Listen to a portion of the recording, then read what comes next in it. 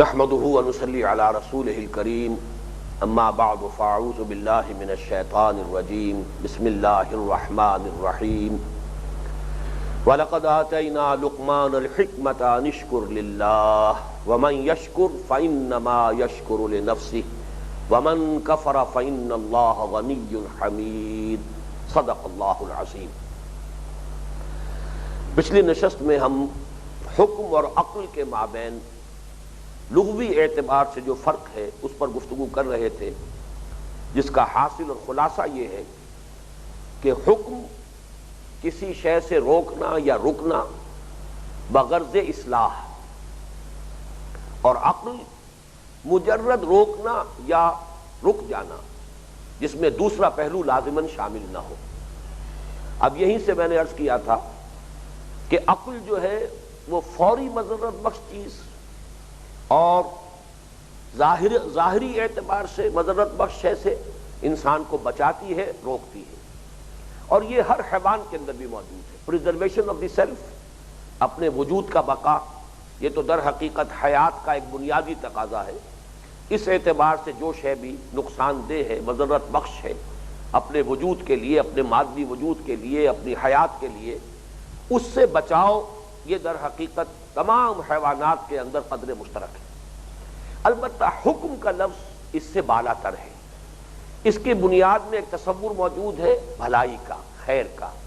ظاہر بات ہے کہ بھلائی اور خیر کا تصور برائی اور شر کے تصور کے بغیر نہیں ہو سکتا۔ گویا کہ خیر اور شر کے ایک تصور کے ساتھ بری چیز سے رک جانا یا روک دینا، یہ حکم کا تقاضا ہے لغوی اعتبار سے۔ اب دوسرا نقطہ یہ ہے کہ عقل خالص کی بنیاد پر جب انسان اس کائنات کی گتھی کو سلجھانے کی کوشش کرتا ہے، یہ عقل خالص کا لفظ میں نے استعمال کیا ہے اس لیے کہ پچھلے درس میں یہ میں کانٹ کے حوالے سے اس کے معرکۃ الآراء تصنیف کا ذکر کر چکا ہوں۔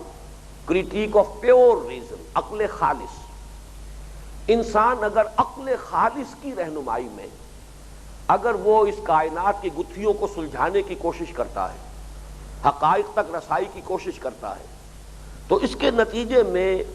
جو علم وجود میں آتا ہے اس کا نام فلسفہ ہے۔ اور وہ لوگ جو اس فلسفے کے عالم ہیں، جاننے والے ہیں، ان کو ہم فلاسفرز کہتے ہیں، فلاسفہ۔ یہ لفظ جو ہے عربی زبان کا نہیں ہے اور یہ قرآن مجید میں کہیں وارد نہیں ہوا۔ اس کے برعکس تیسرا نقطہ یہ ہے کہ جب عقل ان حقائق کی گتھیوں کو سلجھاتی ہے لیکن فطرت سلیمہ کے تابع رہ کر، اگر فطرت سلیمہ کی رہنمائی میں عقل اپنی منزلیں طے کرے تو فطرت سلیمہ، فطرت صحیحہ اور عقل سلیم، ان دونوں کے امتزاج سے جو حقائق وجود میں آئیں گے، جو معرفت انسان کو حاصل ہوگی، جو دانش انسان کو حاصل ہوگی، وہ حکمت ہے۔ چنانچہ انگریزی میں بھی ایسے لوگوں کے لیے سیجز کا لفظ استعمال ہوتا ہے۔ فلاسفرز اور ہیں، سیجز اور ہیں۔ ایک فلاسفہ ہے، ایک حکماء ہے۔ تو یہ حکمت کا لفظ جو ہے عقل خالص سے جو فلسفہ وجود میں آتا ہے، اس کے مقابلے میں یہ در حقیقت فطرت صحیحہ اور فطرت سلیمہ کے تابع رہ کر جب عقل ان گتھیوں کو سلجھانے کی کوشش کرتی ہے تو اس سے جو کچھ حاصل ہوگا اس کا نام حکمت ہے۔ میں یہاں دو انگریزی کے الفاظ جو ہیں وہ آپ کے سامنے لانا چاہتا ہوں۔ فائلولوجی، فائلولوجی ایک لفظ ہے، سائنس آف لینگویجز یا زبان کا علم، زبان کیسے وجود میں آئی، زبانیں، ان کی اصل بنیاد کیا ہے، فائلولوجی۔ اور جسے ہم فلسفی کہتے ہیں، اس کو بھی آپ ذرا تلفظ بدلیے تو فائلوسفی ہے۔ یہ فائلوسفی اور صوفی کہتے ہیں علم کو، وزڈم کو، وہ وزڈم کہ جو زبان سے وجود میں آتی ہے، اس لیے کہ زبان سے تعلق ہے علم منطق کا۔ جب عقل خالص منطق کے اصولوں پر اپنا سفر جاری رکھ کر کائنات کی گتھیوں کو سلجھاتی ہے تو اس سے فلسفہ وجود میں آتا ہے، وہ فائلوسفی ہے۔ فلسفی جسے ہم کہہ دیتے ہیں وہ فلسفہ ہے۔ لیکن جب یہ عقل انسانی فطرت انسانی کے تابع ہو کر اگر یہ سفر کرتی ہے اور انہی گتھیوں کو سلجھاتی ہے تو اب جو شے حاصل ہوگی، جو معرفت میسر آئے گی، وہ حکمت ہے، وہ وزڈم ہے،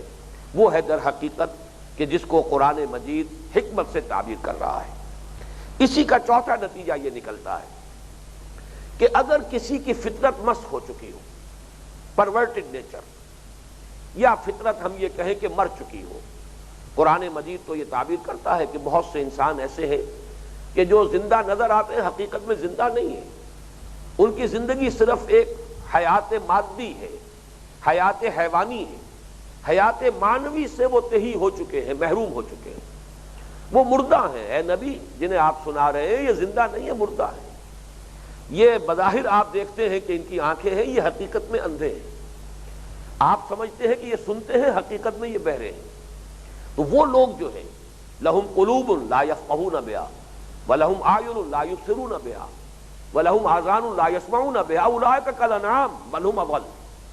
انہیں یہ کہہ لیجئے کہ وہ صرف حیوانات بن کر رہ گئے، چوپائے بن گئے ہیں، یا یہ کہیے کہ ان کے اندر کا انسان مر چکا ہے۔ تو یہ اگر شکل ہو، یا تو فطرت مست ہو گئی یا فطرت مر چکی، یا کسی سبب سے فطرت کی گرفت جو ہے عقل کے اوپر وہ مضبوط اور مستحکم نہ رہی۔ اب جو عقل ہے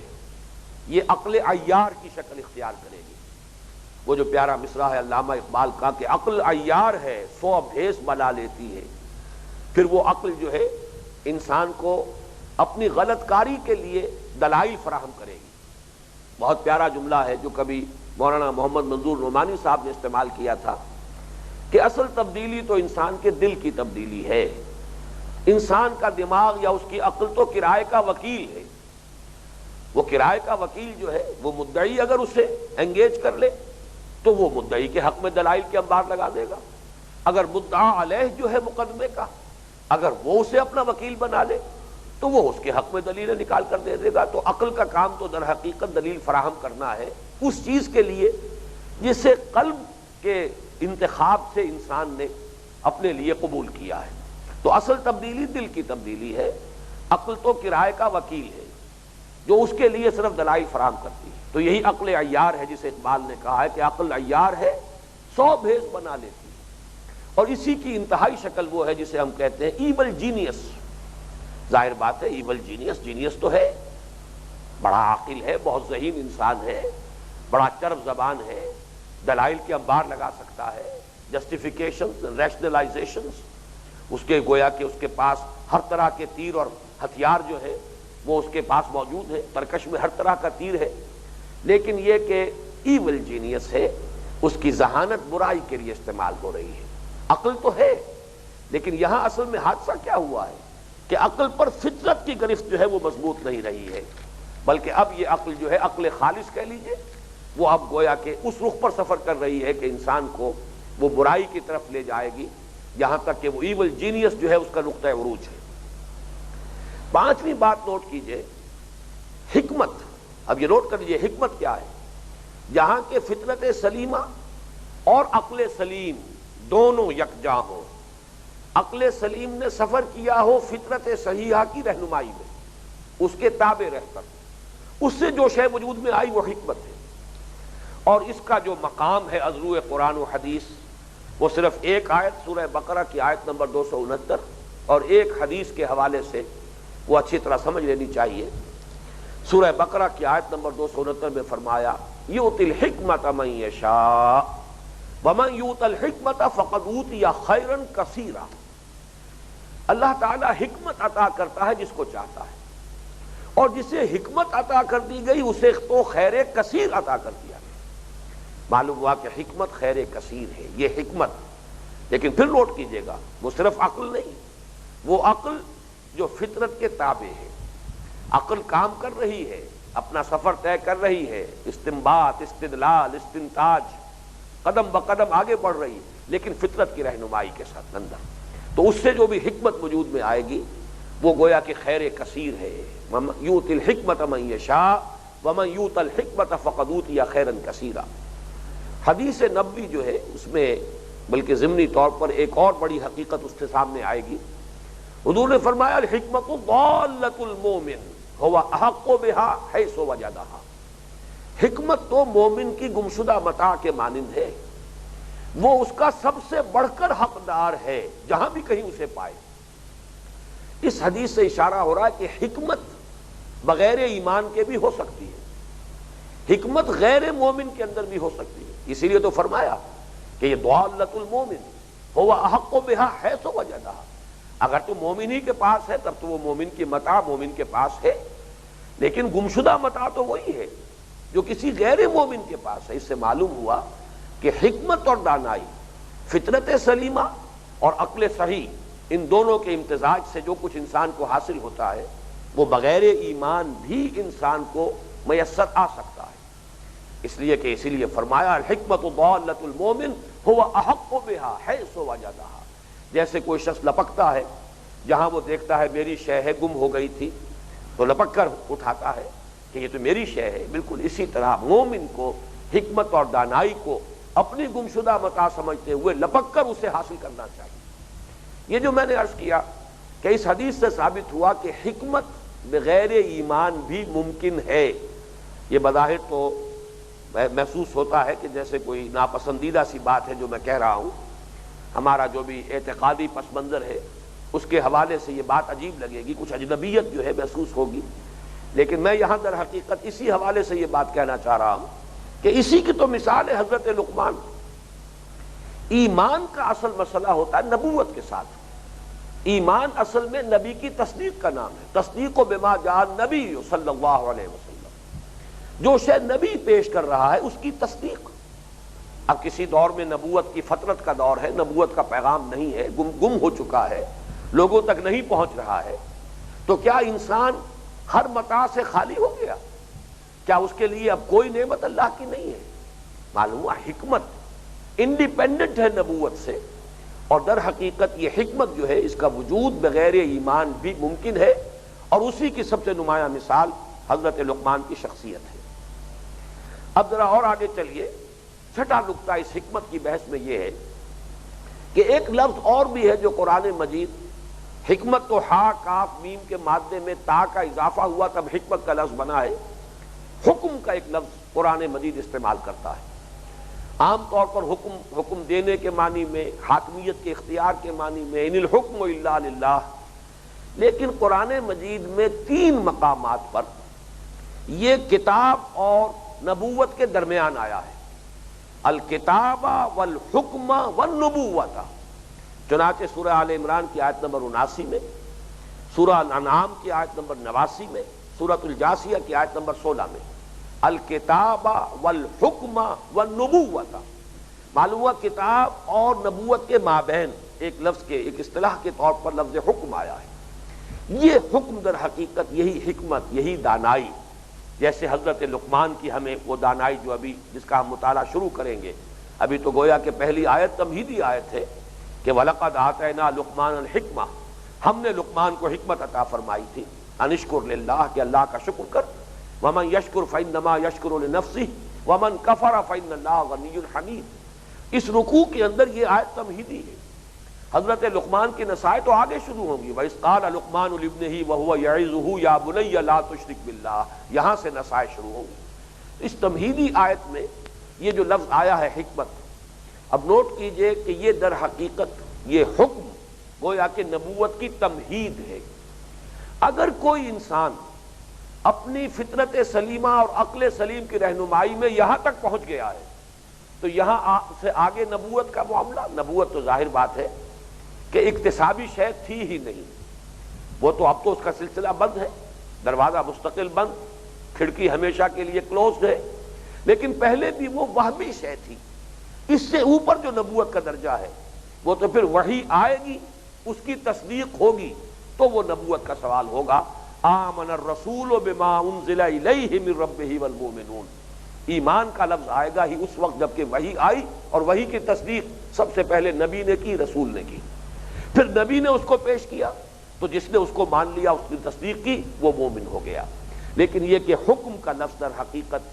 اب اس کو تعبیر کریں گے شعور انسانی کی وہ پختگی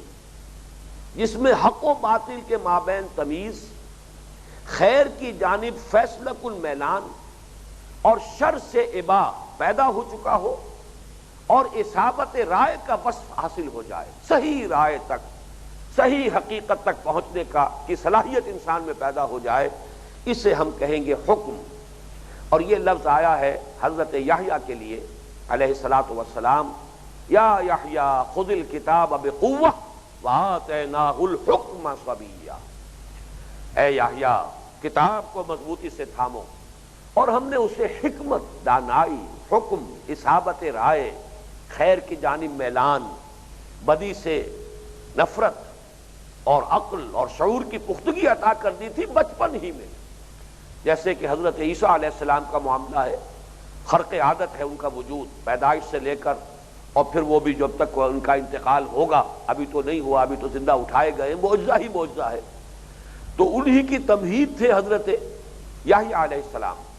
ان کی بھی پیدائش ایک اعتبار سے خرق عادت، ایک بوڑھی خاتون جو ساری عمر مانج رہی، اور ان کے شوہر حضرت زکریا بہت بوڑھے، لیکن یہ کہ اس بڑھاپے میں ایک بانجھ عورت سے، بانجھ بیوی سے اللہ نے بیٹا عطا کیا، خرق عادت ہے، یہ بھی معجزہ ہے۔ اسی طرح ان کو اللہ تعالیٰ نے معجزانہ طور پر حکمت اور دانائی عطا کی تھی بچپن میں۔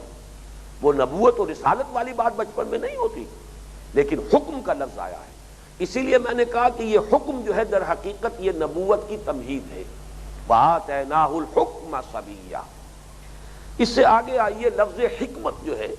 قرآن مجید میں 20 مرتبہ آیا ہے، اس میں 10 مرتبہ یہ کتاب کے ساتھ شامل ہو کر آیا،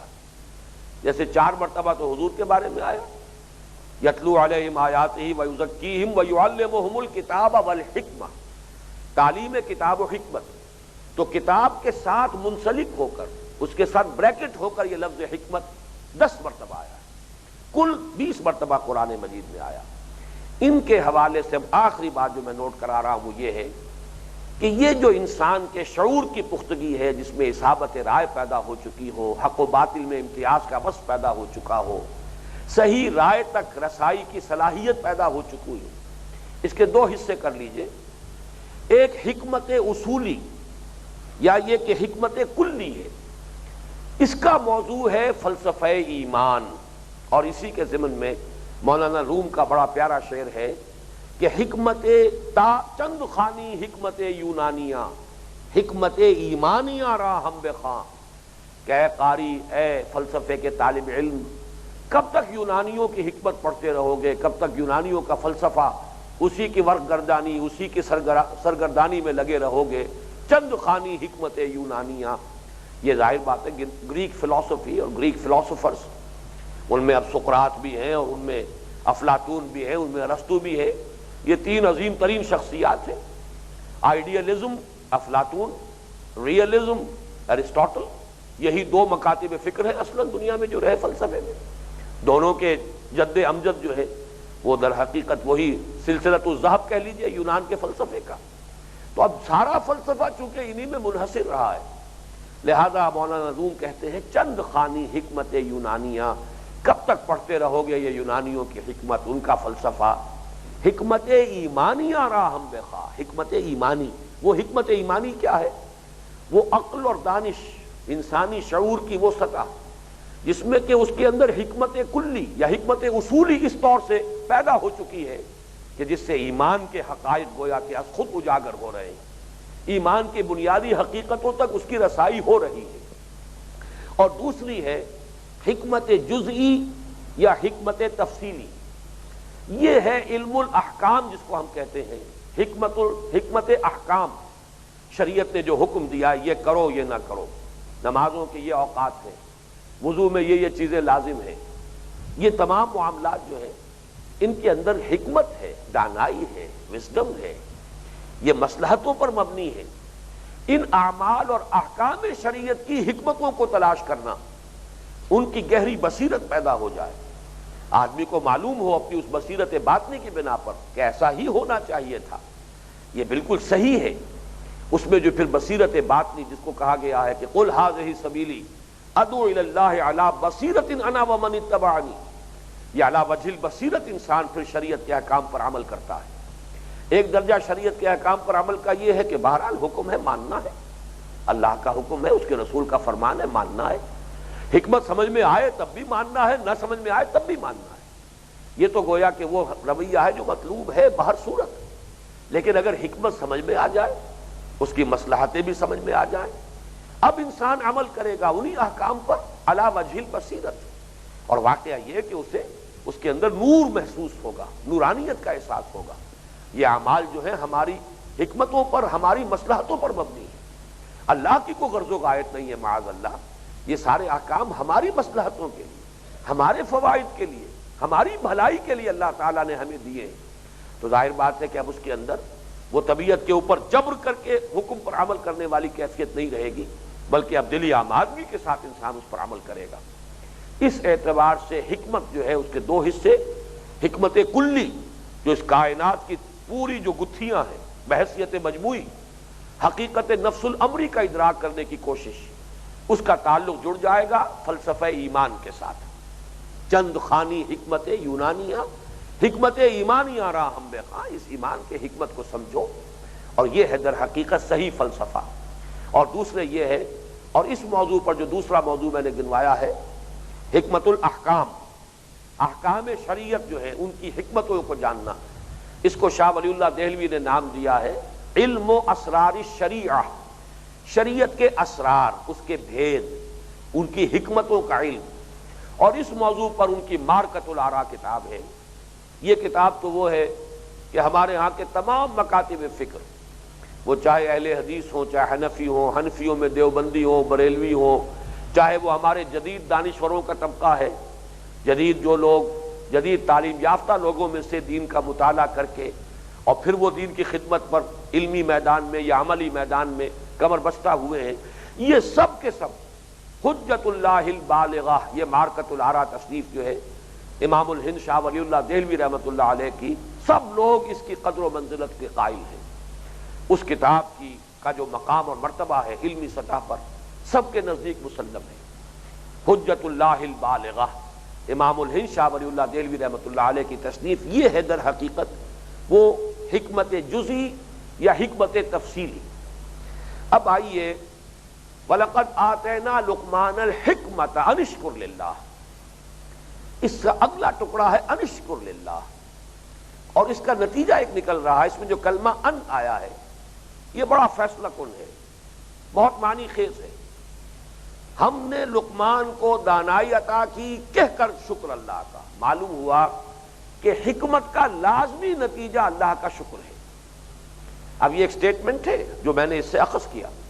ان اشکر للہ، کہ کر شکر اللہ کا، گویا کہ نتیجہ نکل رہا ہے کہ حکمت کا لازمی نتیجہ، حکمت کا لازمی تقاضا یہ ہے کہ اللہ کا شکر کیا جائے۔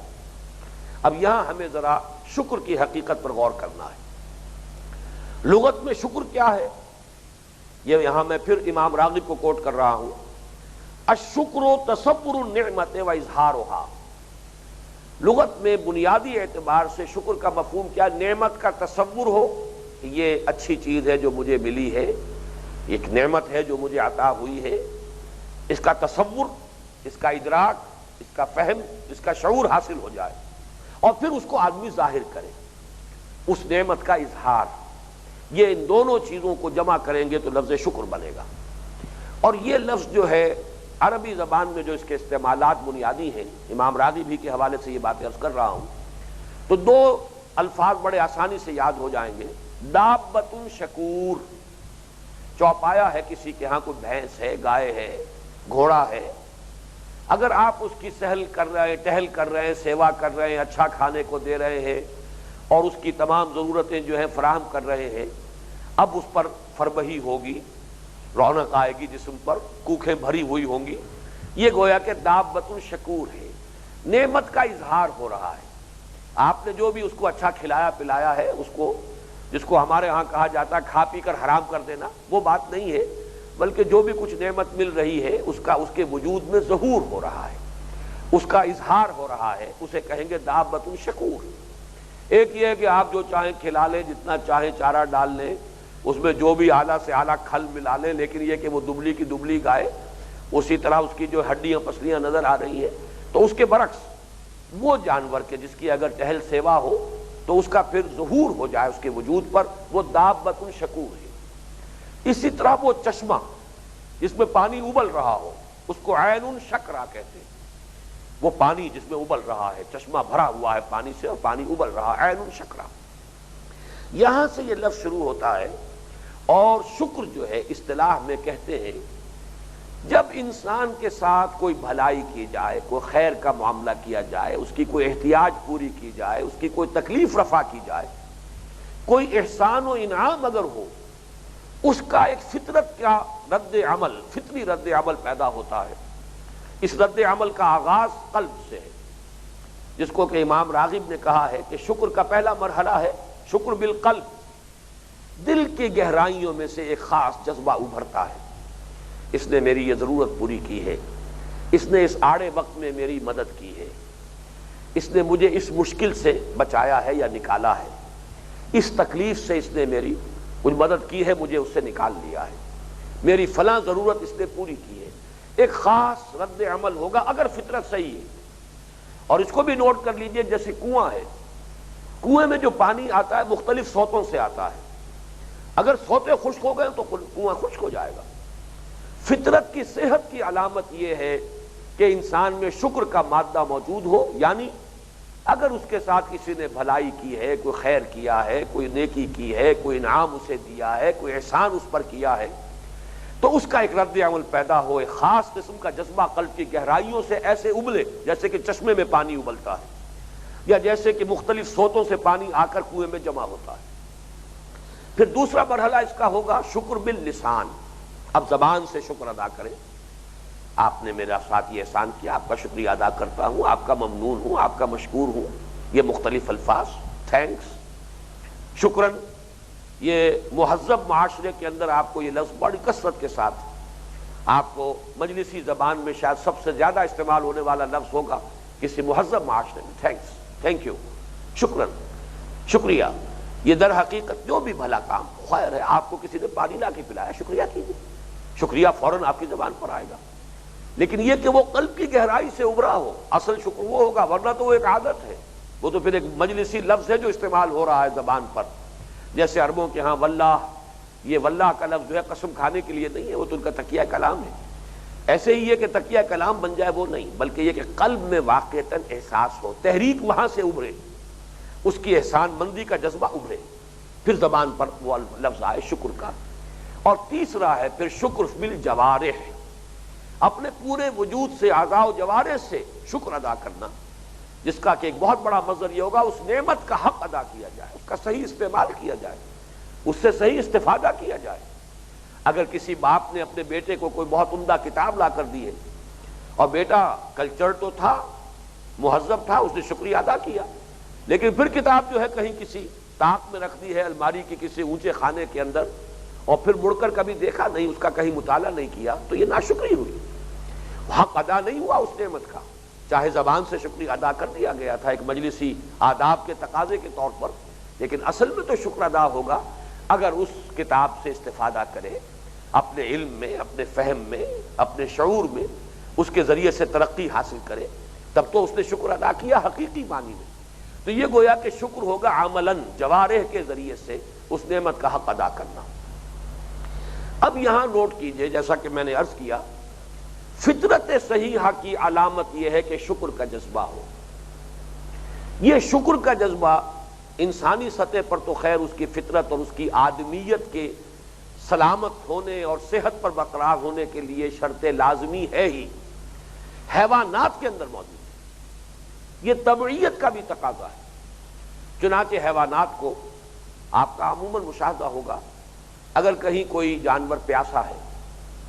اور آپ نے اس کے سامنے لا کے پانی کی بالٹی رکھ دی ہے، وہ پانی پیے گا، اس کے بعد جب گردن اٹھا کر آپ کو دیکھے گا، اگر آپ وہیں کھڑے ہیں تو اس کی آنکھوں میں آپ کو وہ جذبہ تشکر جو ہے وہ محسوس ہوگا، احسان مندی کے جذبات، اس کی آنکھوں میں وہ خاص کیفیت آئے گی جو کہ ایک تشکر. بلکہ عین شکرا کا لفظ مجھے بہت ہی عمدہ اس لیے معلوم ہوتا ہے کہ عین کے معنی چشمہ بھی ہے اور عین کے معنی چشم بھی ہے، یہ آنکھ بھی، تو یہ بھی در حقیقت اس چشمے کے مانند ہے. جیسے چشمے میں پانی ابلتا ہے تو جذبہ تشکر بھی آنکھوں میں ابلتا ہے، آنکھوں سے ظاہر ہوتا ہے، حویدا ہوتا ہے. تو کوئی بھی جانور ہو، اس کی تکلیف کو آپ نے رفع کیا ہو. ایک کہانی بھی ہے جو ہم نے بچپن میں پڑھی تھی، وہ شیر جس کے پاؤں پنجے کے اندر جو ہے کانٹا چبھا ہوا تھا اور بھاگے ہوئے قیدی نے اس کی وہ تکلیف دور کر دی تھی. اس وقت تو وہ جو شیر ہے اس نے اس کے ہاتھ جو ہے وہ چاٹے، اظہار تشکر کے طور پر وہاں چل دیا۔ پھر وہی شیر تھا جو کہیں وہ چونکہ بھاگا ہوا غلام تھا، اسے پکڑ کر جب وہ قدیم زمانے کے رسم کے مطابق جو کچھ رومن امپائر میں ہوتا تھا اس کو ڈالا گیا بھوکے شیر کے آگے، تو بجائے اس کے کہ وہ شیر آ کر اسے چیرتا پھاڑتا اور کھاتا، وہ اس کے سامنے کھڑا ہو کر جو ہے دم ہلانے لگا، اس نے جذبہ شکر کا اظہار کیا۔ معلوم ہوا یہ وہی شیر تھا جس کے پاؤں کی تکلیف جو ہے رفع کی تھی اس شخص نے۔ تو یہ حیوانات کے اندر بھی یہ جذبہ جو ہے موجود ہے۔ جیسا میں نے عرض کیا کہ یہ تو شیر کی کہانی تو خیر کہانی ہوگی، لیکن یہ تو آپ خود مشاہدہ کر سکتے ہیں۔ وہ بکری ہو، کوئی گائے ہو، کوئی جانور پیاسا ہے، بھوکا ہے، اس کے سامنے رکھیے، اس کی ضرورت پوری ہوگی۔ اب آپ جھانکیے اس کی آنکھوں میں، آپ کو جذبہ تشکر نظر آئے گا۔ تو بہرحال ایک بات نوٹ کر لیجئے، میں نے حکمت کو اینالائز کیا تھا کہ حکمت نتیجہ ہے فطرت صحیحہ اور سلیمہ، اور عقل سلیم عقل صحیح، ان دونوں کے امتزاج سے جو شے وجود میں آتی ہے وہ حکمت ہے۔ اسی اعتبار سے اب نوٹ کیجئے کہ فطرت صحیحہ کی علامت جذبہ شکر۔ اب آئیے عقل صحیح کا کام کیا ہے؟ اصل منعم کو پہچاننا، یہ عقل کا کام ہے۔ یہ اب اس کو اپنا فرض منصبی ادا کرنا کہ اپنے منعم کو، محسن کو، اپنے اصل مربی کو پہچانے۔ اس کے لیے بھی بڑی خوبصورت تدریج کے ساتھ بات سمجھ لیجئے کہ بچپن میں چھوٹا بچہ ہے،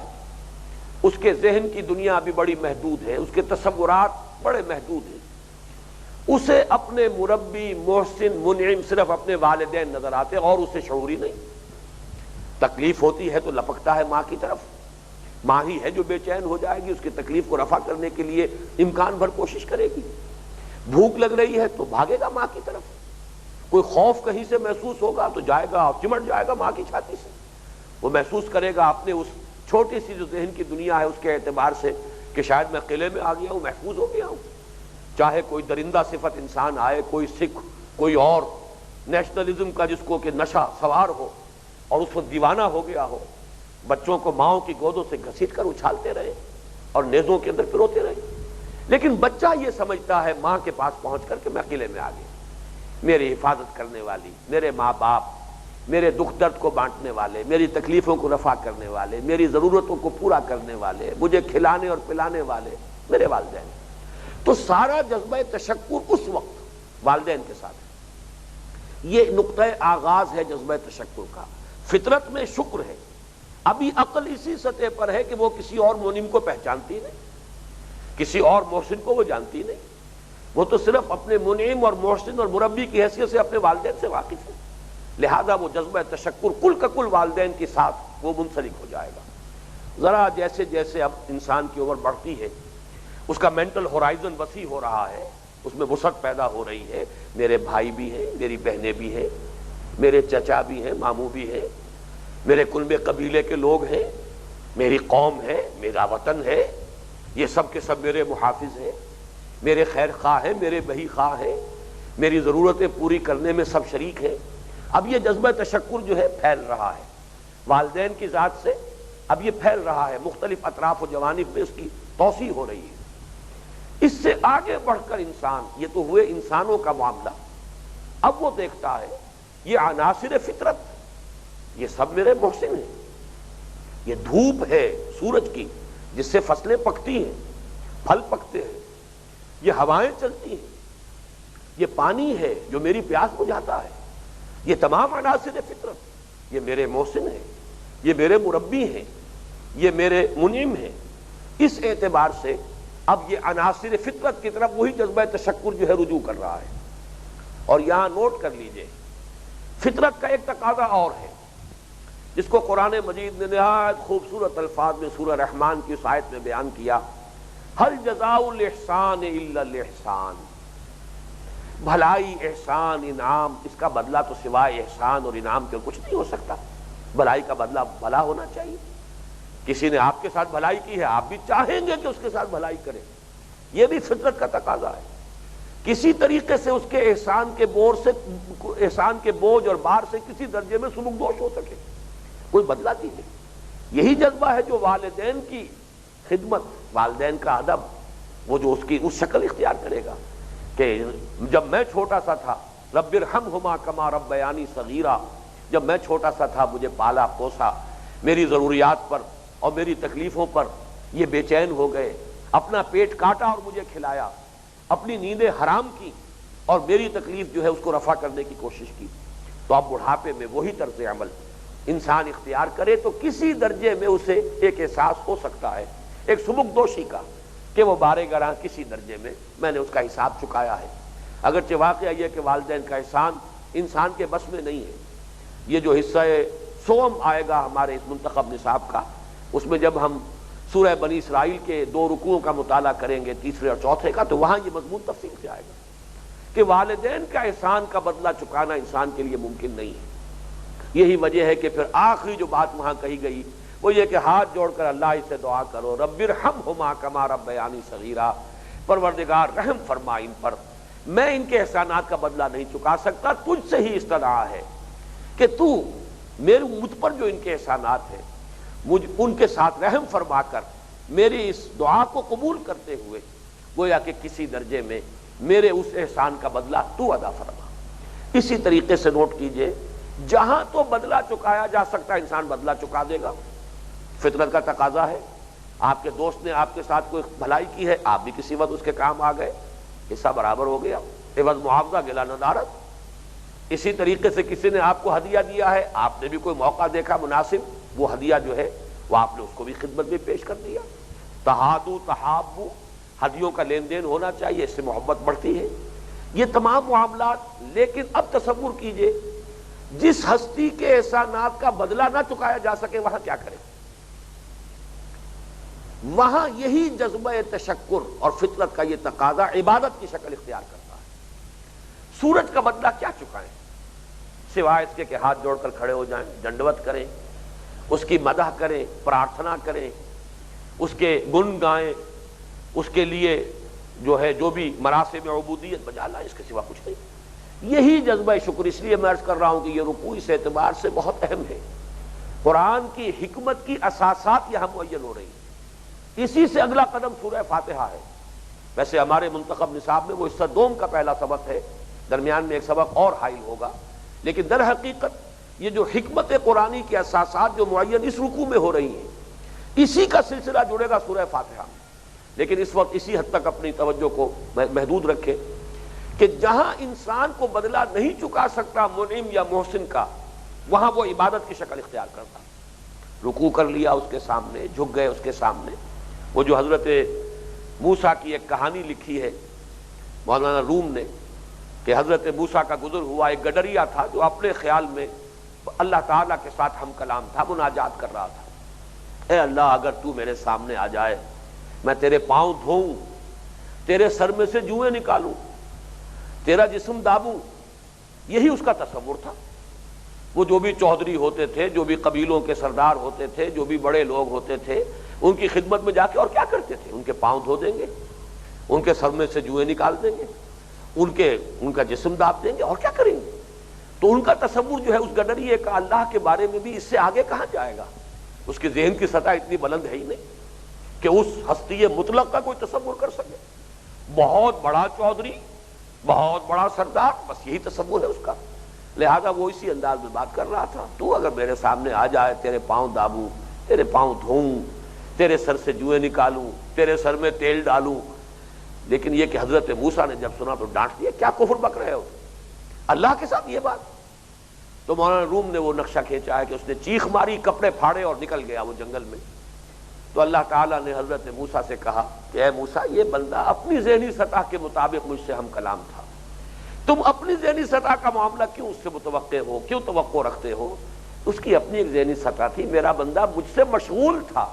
تم نے یہ کیا کیا؟ اسے مجھ سے کاٹ دیا۔ تو برائے وصل کردن آمدین ہے، برائے فصل کردن آمدین۔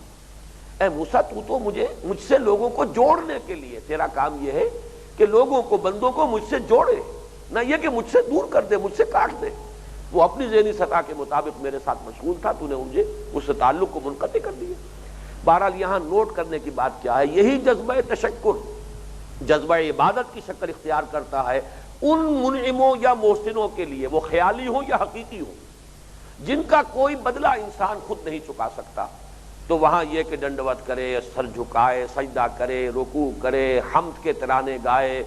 اور جو بھی اس کے لیے کر سکتا ہو بس وہی اس کا در حقیقت شکر ادا کرنے کا معاملہ ہے۔ بہرحال یہ جو میں عرض کر رہا تھا کہ عقل انسانی اور شعور انسانی جیسے جیسے وسعت اختیار کرتا ہے، سٹارٹنگ میں بھی شکر کا کل جذبہ ایک نقطے پر مرکوز تھا، والدین،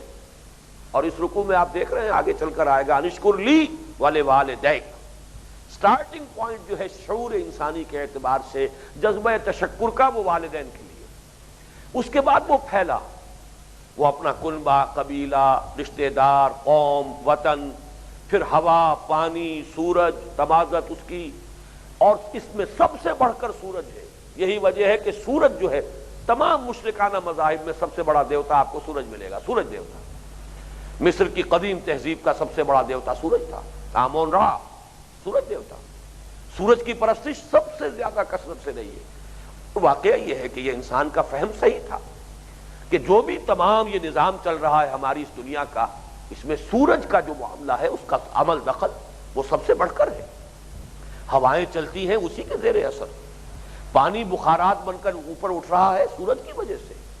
ہوائیں چل رہی ہیں اسی کی وجہ سے، پھر یہ کہ وہ فصلیں پکتی ہیں وہ اس کی تمادت سے۔ تو گویا کہ اگر آپ عناصر فطرت میں سے اگر حساب لگانا شروع کریں تو واقعہ یہ ہے کہ سورج کا حصہ جو ہے مادی سطح پر وہ سب سے بڑھ کر ہے، اسی لیے سب سے بڑا دیوتا سورج ہے۔ اب جو میں نے عرض کیا کہ یہ تشکر کا جذبہ ایک نقطے سے پھیلا اور پوری کائنات کا احاطہ کر لیا،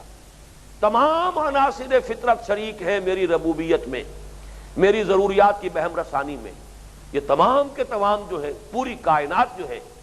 لیکن اب اس کے بعد ایک چھلانگ انسان اور لگائے، یہ ایک چھلانگ ہے، وہ چھلانگ ہے کہ تمام عناصر فطرت سے اوپر ہو کر ایک ہستی جو ان سب کی پیدا کرنے والی ہے، وہ ہے منعم حقیقی، وہ ہے نعرہ مستانہ جو لگایا تھا حضرت ابراہیم نے، انی وجہت وجہی للذی فطر السماوات والارض حنیفا وما انا من المشرکین۔ یہ بس ایک چھلانگ ہے۔ انسان کا جب یہ فہم اسے حاصل ہو گیا، سورج میں اپنا کچھ نہیں ہے، اللہ نے اس کے ذمہ جو خدمت لگائی ہے وہ سر انجام دے رہا ہے، کسی شے کا کوئی وصف ذاتی نہیں ہے، تمام اوصاف اور صفات اور پراپرٹیز ہر شے کو جو عطا کی اللہ نے عطا کی، اور وہ اسی وقت تک بروئے کار آئیں گی جب تک کہ اللہ کا اذن شامل ہوگا، جہاں اللہ چاہے اس کی تاثیر کو سلب کر سکتا ہے۔ یہ تمام مخلوق ہیں، مخلوقات ہیں اللہ کی، ان کے تمام اوصاف عطائی ہیں، عطا کردہ ہیں اللہ کے،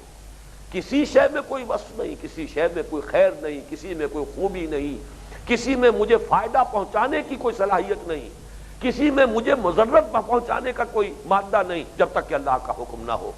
تو اب ہاتھی کے پاؤں میں سب کے پاؤں، وہ جو ایک نقطے سے پھیلا تھا اور پوری کائنات تک وہ وسیع ہو گیا تھا جذبہ تشکر، ایک چھلانگ میں وہ آتا ہے اور مسبب الاسباب کی ذات پر آ کر پھر وہ منسلک ہو جاتا ہے، مرتکز ہو جاتا ہے۔ یہ ہے انشکر للہ۔ عقل اب پہنچ گئی، اپنی آخری معراج تک عقل پہنچ گئی، عقل نے اصل منعم کو پہچان لیا، اور جذبہ تشکر وہ فطرت کے صوتوں میں سے ابل رہا تھا۔ اب جذبہ تشکر جو ہے جب وہ حکمت کا مقام پہنچا ہے، انسان اس مقام تک حاصل، اس کو رسائی حاصل ہوئی جو کہ فطرت صحیحہ اور عقل سلیم دونوں کے امتزاج سے وجود میں آتی ہے، تو گویا کہ وہ جذبہ تشکر جس کا تعلق اصل میں فطرت سلیمہ کے ساتھ تھا وہ اب مرتکز ہو جائے گا ذات باری تعالیٰ کے ساتھ، اس لیے کہ منعم وہی ہے، محسن حقیقی وہی ہے، مؤثر حقیقی وہی ہے، خالق وہی ہے۔ جیسے کہ نصیحتیں ابھی ہم پڑھیں گے آئندہ نشستوں میں حضرت لقمان کی، اسی طرح یہ نصیحتیں جو ہیں مشہور ہیں کہ لا مؤثر فی الحقیقت ولا فاعل الا اللہ۔ شیخ عبد القادر جیلانی رحمۃ اللہ علیہ نے بھی اسی طرح اپنے بیٹے کو جو وصایا کی تھی ان میں بڑا پیارا جملہ ہے کہ اے میرے بچے اس حقیقت کو ذہن نشین کر لے، لا فاعل فی الحقیقت ولا مؤثر الا اللہ، حقیقت میں کوئی فاعل اور کوئی مؤثر ہے ہی نہیں سوائے اللہ کے، کسی شے کا کوئی وصف ذاتی نہیں۔ اگر کسی چیز سے تمہاری ضرورت پوری ہو رہی ہے تو سمجھ لو کہ اللہ نے پوری کی ہے، پانی پی کر پیاس بجھ گئی ہے تو اللہ نے پیاس بجھائی ہے، کھانا کھا کے نقاہت دور ہو گئی، جس میں توانائی آئی، کھانے کے اندر یہ وصف اللہ نے ڈالا ہے، اس کی عطا کردہ صلاحیت ہے شکر کرو اللہ کا۔ گویا کہ حکمت کا مظہر اتم، حکمت کا سب سے بڑا مظہر وہ اللہ کا شکر ہے۔ وَلَقَدْ آتَيْنَا لُقْمَانَ الْحِكْمَةَ أَنِ اشْكُرْ لِلَّهِ، یہاں اس ان کے کلمے نے جوڑ دیا ہے کہ حکمت کا منطقی تقاضا، حکمت کا لازمی مظہر، حکمت کا مظہر اتم اللہ کا شکر ہے۔ آگے چلیے، وَمَنْ يَشْكُرْ فَإِنَّمَا يَشْكُرُ لِنَفْسِهِ، جو کوئی شکر کرے گا تو وہ اپنے ہی بھلے کے لیے کرے گا۔ یہاں ذرا نوٹ کر لیجئے کہ شکر ہے تو گویا کہ فطرت صحیح ہے۔ اب اگر وہ شکر برقرار رکھے گا اور اللہ تعالیٰ کا شکر ادا کرے گا تو گویا کہ اس کی شخصیت کا ارتقاء صحیح خطوط پر، صحیح رخ پر ہوگا، اس کا سارا فائدہ اسی کو پہنچے گا۔ اگر شکر کا جذبہ نہیں تھا تو گویا کہ فطرت مسخ ہو چکی، اب اس کی شخصیت اگر بڑھے گی آگے تو ٹیڑھی ہو کر بڑھے گی، کجی پیدا ہوگی، اس کے اندر خیر نہیں بلکہ شر وجود میں آئے گا۔ اور یہ چیز جیسا کہ ایک حدیث میں آیا ہے، من لم یشکر الناس لا یشکر اللہ، فطرت اگر صحیح ہے تو شکر موجود ہے، انسانوں کا بھی شکر ہوگا، اللہ کا بھی ہوگا۔ اگر سوتے ہی خشک ہو گئے، پانی آ ہی نہیں رہا کنویں میں، تو نہ انسان پی سکتے ہیں نہ حیوان پی سکتے۔ لیکن اگر وہ سوتے جو ہیں وہ جاری ہیں، ان میں پانی آ رہا ہے، چشمہ ابل رہا ہے، تو اس سے حیوان بھی سیراب ہوگا اور انسان بھی اس سے اپنی پیاس بجھائے گا۔ تو اگر شکر کا جذبہ فطرت صحیحہ سے ابل رہا ہے تو انسانوں میں سے بھی جو بھی کوئی اس کے ساتھ کوئی خیر کرے گا، بھلائی کرے گا، نیکی کرے گا، کوئی اس کی تکلیف رفع کرے گا، اس کا شکر ادا کرے گا، اور تبھی یہ شکر اللہ کا بھی کر سکے گا۔ لیکن اگر وہ جذبہ ہی ختم ہو چکا، فطرت مسخ ہو چکی، تو نہ انسانوں کا شکر گزار ہوگا بندہ اور نہ اللہ کا۔ لم یشکر الناس لا یشکر اللہ۔ اسی لیے سورہ ابراہیم کی آیت نمبر 7 میں فرمایا، وَلَئِن شَكَرْتُمْ لَأَزِيدَنَّكُمْ وَلَئِن كَفَرْتُمْ إِنَّ عَذَابِي لَشَدِيدٌ۔ دیکھو اگر تم شکر کرو گے میں تمہیں اور دوں گا، میری نعمتوں میں اضافہ ہوگا، تمہاری شخصیتوں کے اندر خیر پروان چڑھے گا، بھلائی حسنات ان کا ظہور ہوگا۔ اور اگر تم نے کفر کیا، اب یہ وقت ختم ہو رہا ہے، لفظ کفر پر اس کی لغوی حقیقت اس پر بھی انشاءاللہ تعالیٰ اگلی نشست میں گفتگو ہوگی، لیکن یہ کہ یہاں پر صرف نوٹ کر لیجئے اس آیت کی حد تک، اگر شکر کرو گے اللہ تعالیٰ تمہیں اور دے گا، مزید اضافہ کرے گا، نعمتوں کی بارش اور کرے گا۔ لیکن اگر تم نے شکر کے برعکس کفران نعمت، ناشکری کی روش اختیار کی، تو جان لو کہ میرا عذاب بھی بہت سخت ہے، ان عذابی لشدید۔ یہ گویا کہ شرح ہے اس کی، وَمَن يَشْكُرْ فَإِنَّمَا يَشْكُرُ لِنَفْسِهِ، جو کوئی شکر کرے گا تو بہرحال اس کا سارا فائدہ اسی کو پہنچے گا، اس کی شخصیت کی تعمیر صحیح خطوط پر ہوگی، اس کی شخصیت کا ارتقاء، اس کی سیرت کی تعمیر ہوگی صحیح خطوط پر، صحیح رخ پر، اور یہ کہ اللہ تعالیٰ کی نعمتوں کا اور وہ مستحق بنے گا۔ اور اگر یہ نہیں کرے گا، وَمَن كَفَرَ فَإِنَّ اللَّهَ غَنِيٌّ حَمِيدٌ، اس آخری ٹکڑے پر انشاءاللہ گفتگو اب اگلی نشست میں ہوگی۔ اقول قولی ھذا واستغفر اللہ لی ولکم ولسائر المسلمین والمسلمات۔